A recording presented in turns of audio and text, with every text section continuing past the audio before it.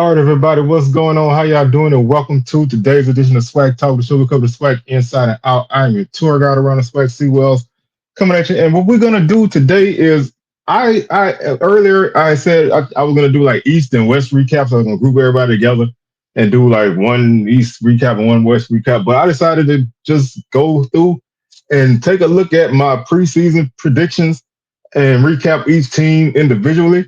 And so we'll look back and see how my predictions turned out for the season.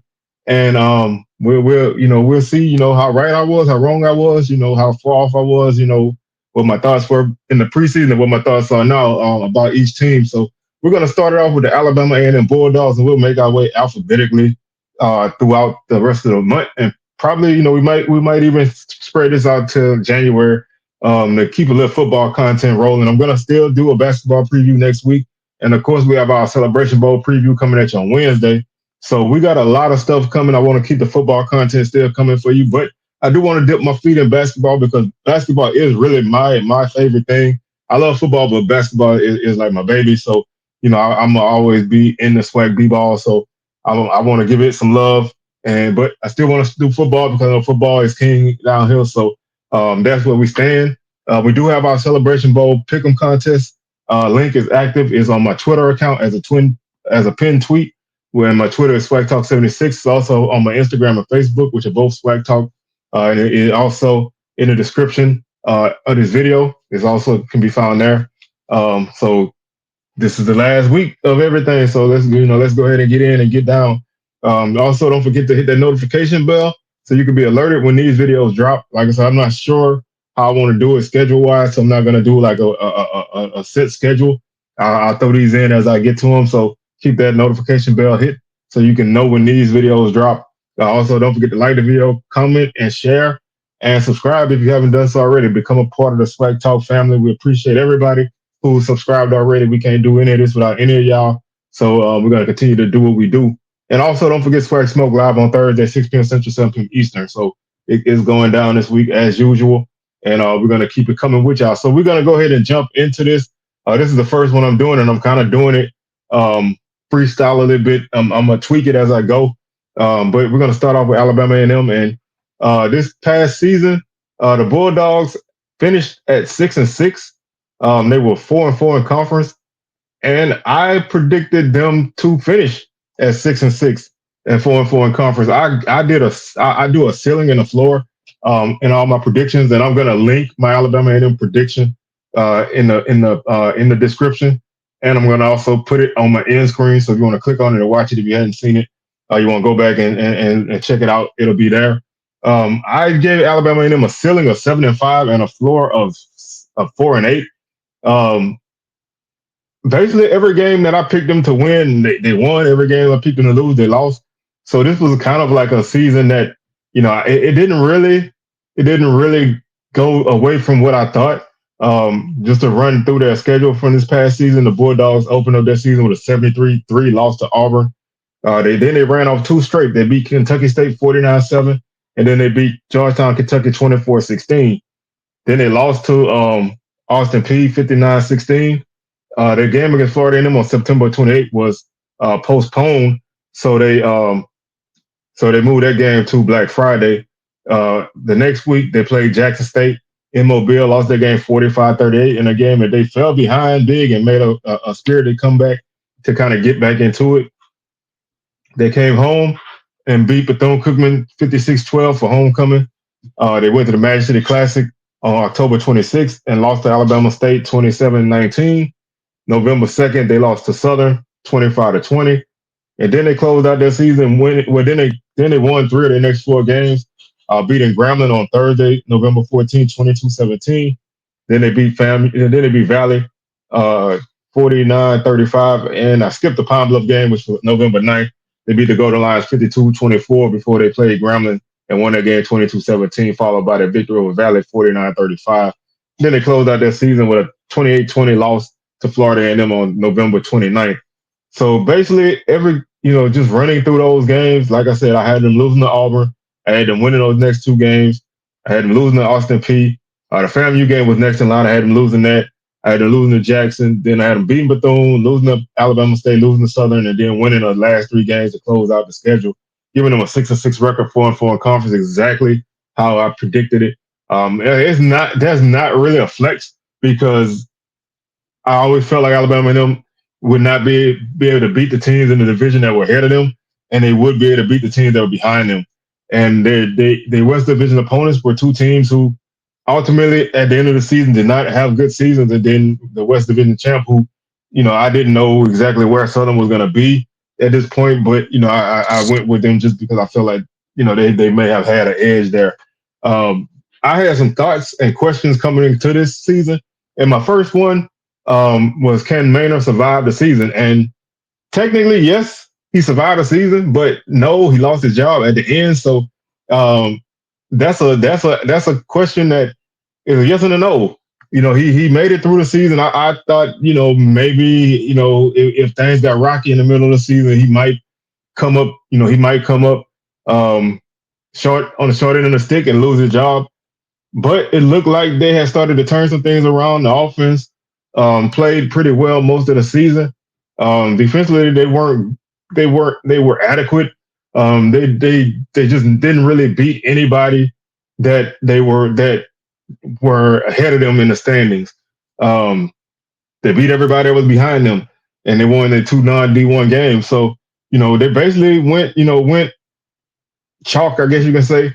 And I guess that wasn't enough for them. I mean, when you look at his overall body of work, this team, his program, had winning seasons from 2018 to 2021, and then the last three seasons they finished 6-6 this year, but they just hadn't been able to get over the hump, and I guess it was time for a change. So um, that answer at the end of the season is a like I said, it's a yes and a no, because he did survive the season, but he got fired after the season, so let go or whatever how you want to put it, after the season. So technically he survived it, but in reality he didn't. So that kind of makes that a half and half question. My next thought was a two-way quarterback battle, and coming into the season, you kind of figure A&M has been a team that's played two quarterbacks the last couple of years, whether it was Quincy Casey and Xavier Langford, or Xavier Langford and Quard Brown. Um, they added Avion Smith in the mix, and he started a couple games this season, but they never really, whether it was play or injury, they never really had a guy that just be the guy for the whole season. Brown Brown got a lot of action early. Langford got a lot of action in the middle, and then toward the end, Brown got more action. So they both, those two guys both played, and Brown finished the season 127 to 222 with 12 touchdowns and 7 interceptions, had 1,666 yards on the season. Langford finished 82 of 158, 8 touchdowns, 8 interceptions, 1,166 yards. Also, Langford chipped in 323 yards on the ground and 7 touchdowns. Brown, he finished the season with 161 yards and 1 touchdown on the ground. So the difference for them is Langford was more the runner, um, and Brown was more the passer. And they juggled those guys throughout the whole season. So it was a battle that never really got solved. And you can look at it as like it was like a matchup thing. One guy would play this week, the other guy would play the next week. It just never really was settled, and it's tough to really pinpoint whether there was a big issue with this team, because the offense was pretty consistent regardless of who was at the helm. Um, they retained a pretty solid offense all season, so you can't really ask for much more than having two guys that can get the job done for you. And when you're playing a really good offensive unit, it honestly don't matter who plays at that spot, who starts or who finishes. This offense finished second in the league at 30.7 points per game, so they put up a ton of points. Um, they played well there. They finished first in total offense at 444 yards a game. They averaged 6 yards per play, and they had 45 total touchdowns, which was second in the conference to Jackson State.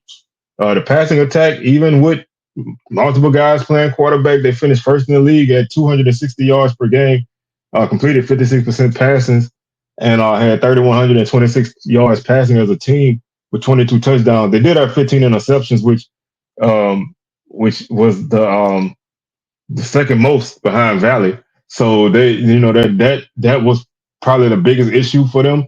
They had the third most passing touchdowns in the conference, but offensively they were really solid. And then my next thought tied into that, and that was the running attack.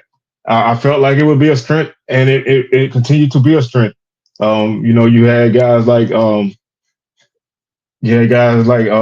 Eaglin, who finished with 967 yards on the season, uh, 5.3 yards per carry with nine touchdowns, averaged almost 80 yards per game. Like I said, Langford had 323 on the ground, averaged 4.3 yards per carry and 7 touchdowns. Isaiah Nono, 240 yards on the season, 6 yards per carry. Um, Ryan Morrow had 214 yards on the ground. He averaged 4.6 yards per carry and a touchdown. And Brown, 161 on the ground, 3.3 yards per carry and a touchdown. Also, Smith had 104 yards on the ground and a touchdown. So they ran the ball extremely well, and they finished the season um, ranked third in rushing offense at 184 yards per game, average 4.7 yards per carry as a team with 23 touchdowns. There was no drop off in this offense, regardless of who who ran the offense. This offense was just extremely good. I think because they were up and down in terms of win loss record. I don't think a lot of people paid attention to how this offense was. Now, you know, statistically, this was a good offense. I think when you watch them, sometimes they didn't really seem like that, but um, they were a very solid offense.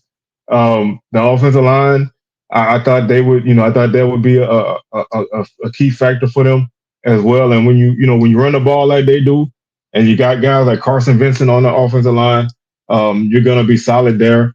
They only gave up um, 12 sacks on the season, so they did. I mean, excuse me, they gave up 20 sacks as an offense, which was the third fewest in the league. So they did a pretty solid job of protecting the quarterback. Now you got quarterbacks that move around a lot. They're gonna get sacked every now and then, but they were a pretty solid offensive line. And like I said, when you look at the running game, that shows there, and the fact that they put up the numbers that they did passing, I think that showed that the offensive line was pretty steady there as well. So that really played a solid factor there. Um, you really couldn't knock them for O line. I thought the offensive line did a good job. Last season, they they finished +2 in the turnover margin, and even that's even with turning the ball over 24 times, they still had 26 takeaways. So that gave them a decent edge. This season, they finished with 15 interceptions thrown, and they fumbled the ball. They lost 8 fumbles, so that gives them 23 turnovers. Defensively, they finished with nine interceptions, and they recovered 9 fumbles. So they had 18 takeaways. So they finished -5. So this season, they lost the turnover battle. And even, it didn't, I don't know how much it really hampered them in a lot of games. I think, in a couple of those losses, some turnovers really bit them in the butt a little bit. But this, I think if there's one Achilles heel for this offense the last few years, it's been turnovers.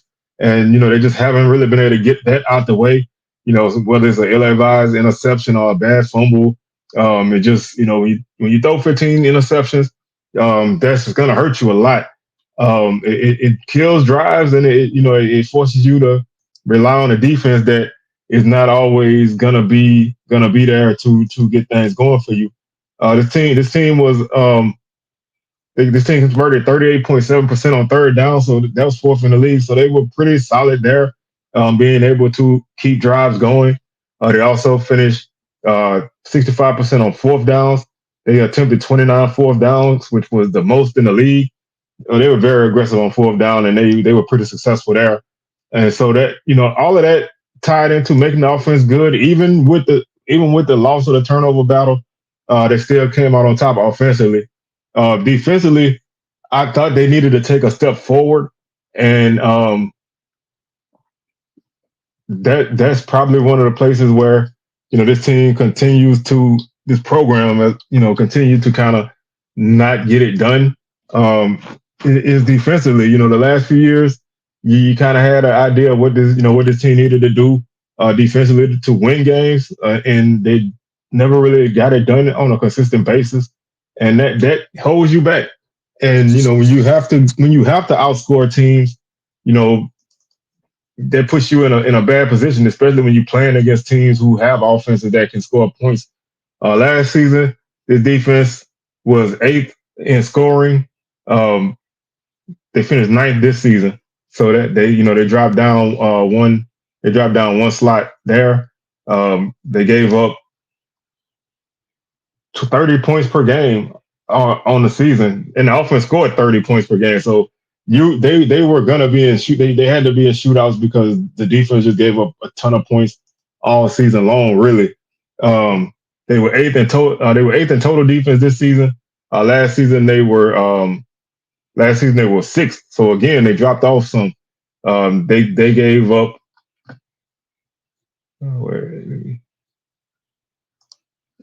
In total defense this season, they gave up um, over 367 yards per game. Opponents had 6.3 yards per play, which is one of the worst per play averages in the conference. And they gave up 40 total touchdowns, which again is not a great number. Um, that number, the only teams who gave up more touchdowns than them were three teams who combined for five conference wins. So those are the bottom three teams in the league, and they gave up 10 fewer touchdowns than Bethune Cookman, and 14 fewer than Pine Bluff, and 19 fewer than Valley. But they were close to the bottom than they were to the top, and that makes it tough for you as a defense. When you're giving up points, the offense has to continually score points to win. You're not going to win a lot of defensive battles. When you look at this team with their rushing defense, they were sixth in the league there. This season they remained at sixth, so they kind of held steady there. They gave up 148 yards per game on the ground, which is a pretty solid number. I always feel like if you hold a team under 150, I think you're doing good. They gave up 66. They gave us 16 touchdowns on the season, which again, that's kind of middle of the pack. They allow 4.9 yards per carry, which is not great, but it's not bad either.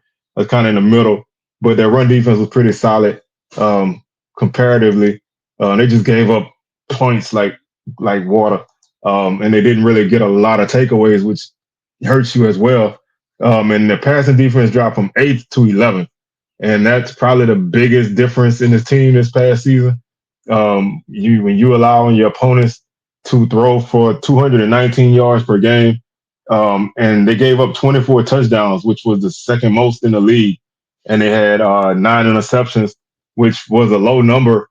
But I don't really hold interceptions as a huge stat for your defense, because the team that led the conference in passing defense only had 7 interceptions. So, having 9 is not, I mean, you want to have those takeaways, but that's not the end all be all for a good pass defense. They just gave up a lot of yardage. Opponents completed 56% of their passes. And like I said, they had 24 touchdowns allowed, which was the second most on the season. Also, their defense registered 21 sacks, which is seventh in the league, so it's right about average. And they did force 13. They did force 13 fumbles, which is second, and they recovered 9 of those, which is fourth. So they did a pretty solid job with fumbles. Although I always feel like fumbles kind of got a luck element to them, not necessarily forcing a fumble, but being able to recover it. The football takes a crazy bounce here, takes a crazy bounce there. Guy tries to pick it up, it rolls further, or somebody fall on it, squirt out. You're not always going to recover every fumble that you force, but they did a pretty good job of forcing fumbles and a decent job of recovering them. Their opponents converted 38.5% on third down, which was eighth in the league. So we're a little susceptible to giving up some big drives here and there and allowing drives to continue. And fourth down, opponents converted 38% as well. So that was fifth place. So they were pretty solid on fourth downs.